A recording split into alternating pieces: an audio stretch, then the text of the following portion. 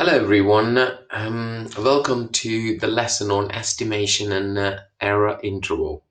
Our key inquiry questions are: how are different forms of quantities represented?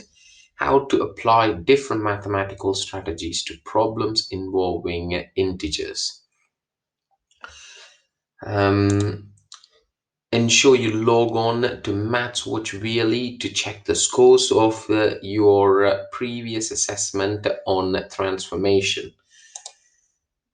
Slide 3 and 4 contains the 5 for 5 starter and the answers. Slide 5 contains the information slide.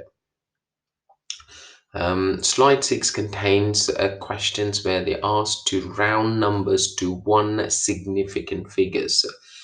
Let me just go through the first one. The first significant figure is 10 or tens, which is in the tens place you have 5. Rounding it to the nearest one, nearest 10 would be, which is approximately 50. Let me take one other question, which is a decimal number less than 1. The first significant figure is 6, as 0 is not significant, and rounding to one decimal place would give us approximation sign 0.6. Now, what I would like you to do is pause the video and attempt the rest of the questions. The answers for the rest of them are in slide 7 for your reference. Now, let's just talk about some of the questions on estimation. So if I could just press that. Right. Now we asked to approximate this, asked to estimate this calculation 6.41 times 3.49. Now what you need to do is round the numbers to one significant figure. The 6.41 to one significant figure is 6. 3.49 to one significant figure is 3. 6 times 3, which gives you 18. Now 42 to one significant figure is 40, and 10.5 to one significant figure is 10, which means 42 times 10.5 is approximately 400. Now let's have a look at a question which involves a square root as well as division. Now, rounding them to one significant figure, we can rewrite the calculation as square root 100 plus 50 over 6. Square root 100 is 10. 10 plus 50 gives you 60. Divided by 6 is approximately 10. Do attempt the questions on slide 23 and 24 and 25.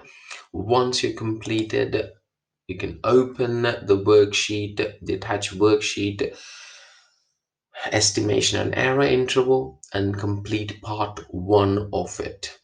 In the next part of the video, I'll be going through error intervals, and then you can answer a question on error intervals and complete the assignment.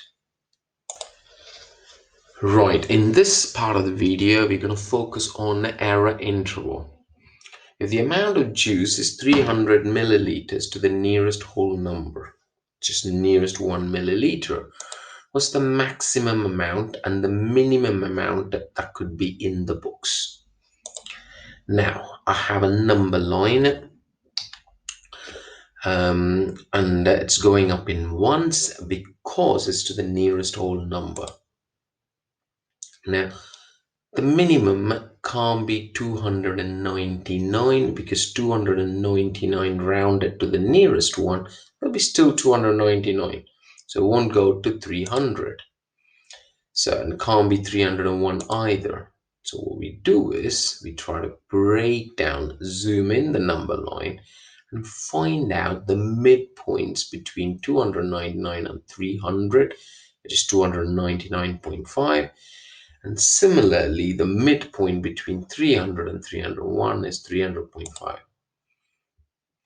Now, any values in this region when rounded to the nearest whole number, will be going to 300.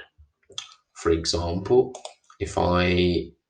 if the value or if the amount of juice or the volume of the juice is 299.6, rounding this to the nearest whole number will be 300. Similarly, any values in the green region are accepted because they will round to the nearest whole number, which is 300. Um, hence, the degree of accuracy will be 299.5 and 300.5. So any value between 299.5, which is less than or equal to, and less than 300.5 are acceptable. And this interval is called an error interval. Now, what I would like you to do is attempt some of the questions provided here, check your answers, and then go to part 2 of estimation and error interval worksheet. Complete the questions on error interval and attach the completed version with the assignment. As usual, do let me know if you have a question.